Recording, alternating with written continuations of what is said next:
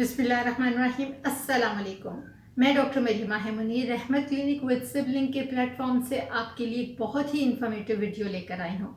आज के इस वीडियो में मैं जिक्र करूँगी हिपैटोमेगैली के बारे में। जिस वक्त जिगर बढ़ा हुआ होता है तो उसकी क्या क्या रीज़न्स हो सकती हैं, उसकी अलामात क्या होती हैं और किस तरीके से हमें पता चलता है कि वो वाकई हिपैटोमेगैली है। यूजुअली क्या होता है कि हम जब किसी चीज़ की वजह से, किसी रीज़न की वजह से हम जब अपना अल्ट्रासाउंड करवाने जाते हैं तो तब जब रिपोर्ट सामने आती है तो उसके अंदर लिखा हुआ होता है कि आपका जो हिपैटोमेगैली है यानी कि जिगर है वो भी बढ़ा हुआ है। लेकिन हमें ये समझ नहीं आती कि उसका साइज़ एक्चुअल में होता कितना है, हम किसको हिपैटोमेगैली के ज़ुमरे के अंदर उसको डालेंगे। आज की इस वीडियो में मैं जिक्र करूंगी कि हिपैटोमेगैली क्या होती है, उसकी रीज़न्स क्या होती हैं और किस तरीके से हम उसे तशख़ीस कर सकते हैं, उसकी इलामात कौन सी होती हैं, क्योंकि ये भी बहुत इम्पॉर्टेंट होता है। कई मरतबा ऐसा होता है कि उसकी अलामात ही नहीं होती और कई मरतबा उसकी अलामात ज़ाहिर होती हैं, वाज़े होती हैं, जिसके लिए आप अल्ट्रासाउंड करवाते हैं। साथ में हम इस वीडियो में ये भी जिक्र करेंगे कि किस तरीके से हम इस हिपैटोमेगैली से बच सकते हैं और उसकी एक्चुअल में डायमेंशंस क्या होती हैं। ये तमाम छोटी छोटी बातें हैं जो कि एक मरीज़ के जहन में एक कन्फ्यूजन क्रिएट कर देती हैं। मैंने सोचा कि एक वीडियो बना के आपको एक क्लियरली आसान अल्फाज के अंदर बता सकूं कि एक्चुअल में हिपैटोमेगैली क्या होता है। जिस वक्त हम लिवर की बात करते हैं, साइज़ की बात करते हैं, तो जब लिवर का साइज़ नॉर्मल से बढ़ जाता है और वो अल्ट्रासाउंड के ऊपर आता है तो उसको हम हिपैटोमेगैली कहते हैं। हिपैटोमेगैली होने के लिए हमें नॉर्मल साइज़ का भी पता होना लाजमी है। और उस नॉर्मल साइज़ की अगर मैं ज़िक्र करूँ, साइज़ की बात करूँ, तो हम क्रेनियोकॉर्डल यानी कि ऊपर से लेके नीचे तक, ऊंचाई से नीचे तक आप जब जाएं तो उसकी डायमेंशन लें, उसका पैमाइश की जाए तो तकरीबन वो 10 से 12 सेंटीमीटर आता है और लंबाई के ऊपर तकरीबन 20 से 23 सेंटीमीटर आता है। और अगर मैं वज़न की बात करूं तो तकरीबन 1200 से 1500 ग्राम के दरमियान में आता है। लेकिन ये जहन में आपने रखना है कि जो सेक्स होती है, जेंडर होती है, उस पर भी डिपेंड करता है। एज बहुत इम्पॉर्टेंट रोल प्ले करती है। जितनी एज बढ़ती जाती है उसके हिसाब से जो लिवर का साइज़ है वो भी बड़ा होता जाता है। अब हम बात करते हैं कि इसकी कौन कौन सी रीज़न्स हो सकती हैं, कॉजेज़ हो सकती हैं। सबसे पहले अगर मैं जिक्र करूँ तो उसमें इन्फेक्शन आती है। इन्फेक्शंस में भी अगर फर्दर डिवाइड किया जाए तो वायरल हेपेटाइटिस की वजह से भी हिपैटोमेगैली हो सकती है, इन्फेक्शस मोनोन्यूक्लियोसिस, या फिर पैरासाइटिक इन्फेक्शंस भी कुछ ऐसी होती हैं जिसकी वजह से भी जो जिगर है उसका साइज़ बढ़ जाता है। उसके अलावा अगर मैं बात करूँ तो कैंसरस भी रीज़न्स होती हैं, नॉन कैंसरस रीज़न्स भी होती हैं।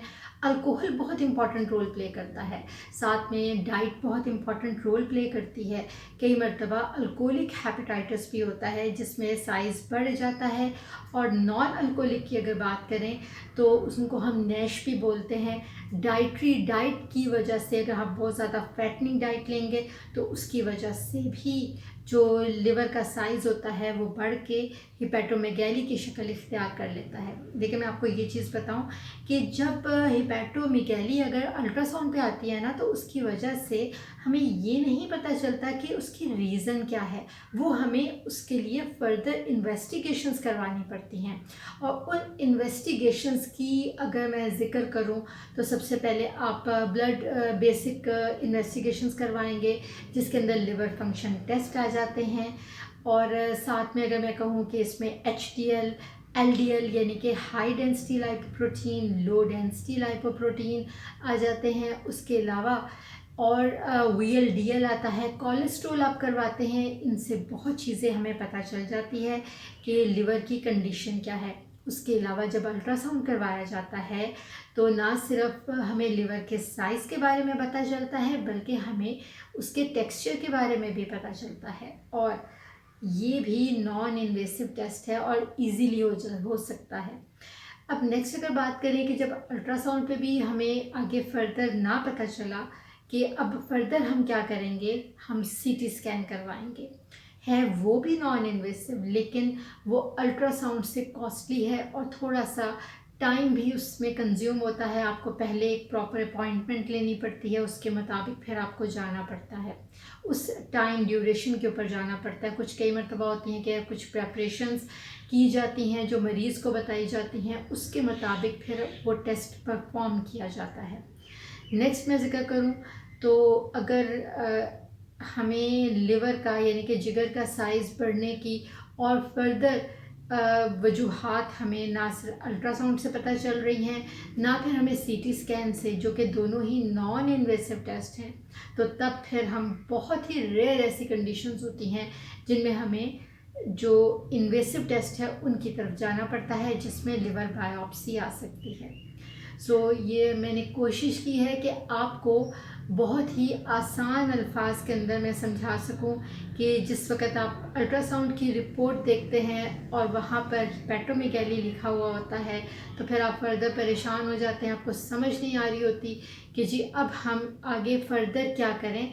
तो मैंने थोड़ा सा बताया है आपको एक आसान अल्फाज के अंदर, ताकि आपको ये चीज़ समझ आ सके। अगर तो आपको ये वीडियो अच्छी लगी हो तो अपने फैमिली, फ्रेंड्स और रिलेटिव्स में शेयर ज़रूर कीजिएगा, और इस चैनल पे और बहुत सी इंफॉर्मेटिव वीडियो के लिए हमारे साथ जुड़े रहिएगा। इंशाल्लाह मिलते हैं अगली वीडियो में नए टॉपिक के साथ। अल्लाह ने के बाद।